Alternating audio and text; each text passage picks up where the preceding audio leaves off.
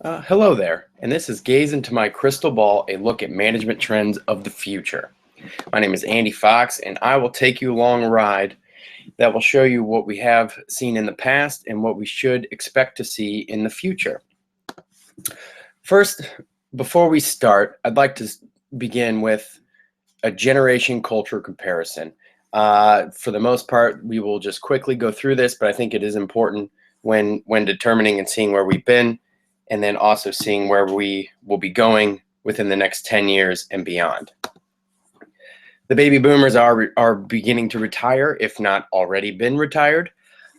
There's approximately 77 million people. They were generally money conscious as they were growing up with their parents in their personal lives, being very, very blue collar, hardworking, and those sort of trends. So they grew up in that same type of household and generally speaking followed the same suit.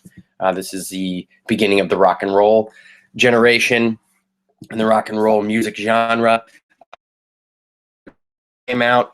This is the first generation that actually began to accept divorce and did not shy away from it. People in this generation did get divorced when they thought it was most necessary, whereas in prior generations they would stay together despite falling out of love or things not really working out. They were during these times of years, there were several wars that were been going on in the U.S. in particular and worldwide. So we grew up in a militarian type of fashion. So you were more receptive to authority. You were okay with it. You took orders. You responded and obeyed them. So as I mentioned, this generation is beginning to leave the workforce. Gen X is the next. They were generally late to marry, quick to divorce. Approximately are going to experience about 7 career changes, which, unlike the baby boomers, that is significantly more. Baby boomers, you may have been 2 at the absolute maximum. They were very cynical. This is kind of the turn to where questioning government and big government started to come into focus. They were extremely individualistic. They were focusing on bettering the neighborhood as opposed to bettering a nation. And the latchkey kids, that is a term used for these people because of the hardworking baby boomers. They would come home after school to an empty house, and so the latchkey is a key that was wrapped around their neck. The millennials are the Gen Y generation, born between 81 and 95, optimistic, focused, open-minded, creative. We've been seeing falling crime rates, falling teen pregnancies, which is all great. As a result, you also see this generation getting married much later and having kids after a career has been established. This is the launch of the digital literacy generation. The digital footprint is getting much larger every day. And we, as a Gen Y member myself, I personally do schedule everything. So this and that trend has pretty much, for the most part, affected the vast majority of the entire generation.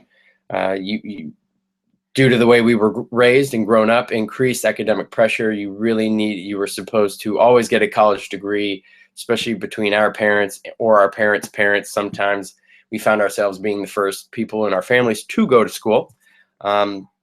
So that pressure just would continue to build and build. We want results. We want results now.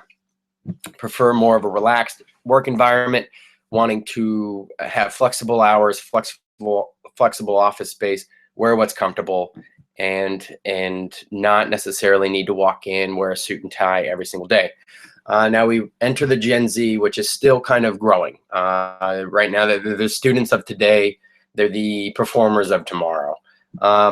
2 billion people worldwide, huge market. That is, that's over 25% of the world's population. Global, social, visual, technological individuals, they focus on what's beyond and not necessarily what's today. This generation is going to be the most connected, the most educated, and the most sophisticated generation ever that we've ever seen. And generally speaking, because their young minds are able to mold so well and meld so well, They're going to adopt early. They're going to be brand influencers. Social media drivers is going to be ingrained into their everyday vocabulary, everyday communication, and they're going to just be the pop culture leaders of the future. A little bit of a deeper dive between the millennial and the Gen Z as the millennials start to take on leadership roles and the Gen Z starts to take on the entry-level roles. We find out, just as a background, Gen Z is much more entrepreneurial than the already extremely entrepreneurial millennial class. 11% for millennials is a huge number. And then you say Gen Z's at 17% want to start their own business. This is going to lead to lots of turnover, lots of change, lots of jumping to that next big opportunity. They are generally practical and extremely technologically proficient. They are much more realistic than optimistic, whereas I would say the millennials is much more of an optimist generation. The millennials have experienced and kind of been through that worldwide recession, that global recession. And the Gen Zs grew up too young to understand what that was. But as a result, they're going to be more well prepared to enter the workplace. They're going to be much less entitled and better suited just due to the way they were raised as a result of that global recession. So whereas it was terrible, it's going to prepare that generation, the leaders of tomorrow, to be much more suited to take on those roles, probably quicker as well. Just like, as I said, just like the millennials and Gen Z, they're not going to stick around. They're going to jump. They're going to look for that next big thing, that next change. And as actually, unlike others would lead you to believe, technology is not the number one for on the forefront for Gen Z. 51% of Gen Z, in a survey conducted by Pew Research, the 51% responded that face-to-face communication is much more important than email communication and much more important than instant messaging and social media. This is a trend that we have not seen in the last decade or so, especially with the millennials. And on the forefront of everything else, honesty is what is really going to drive the Gen Z to provide an organization loyalty, a manager loyalty, and as a result, maybe longevity instead of taking that next opportunity every 2 or every 3 years.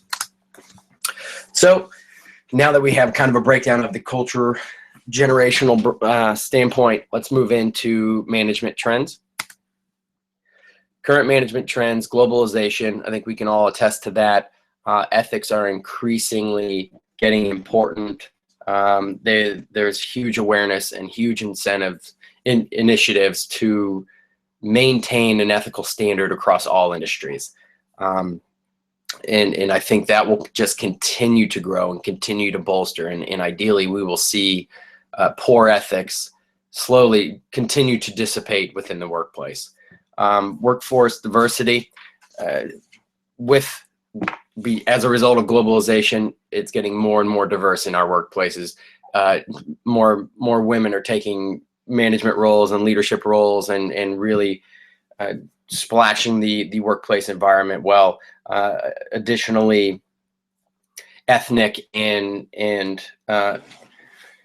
diversity and minorities are more and more entering the workplace. When we saw in Gen Z was that 1 in 5. I apologize. Shoot.